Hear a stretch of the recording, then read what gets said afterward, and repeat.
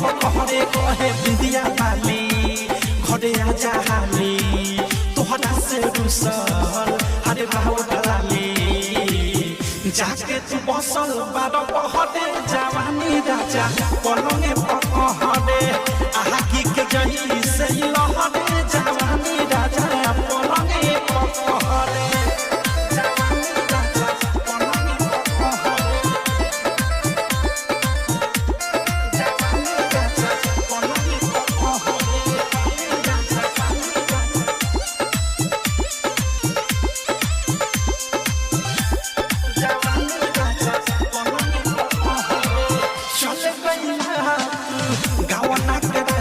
बिरहिन जैसे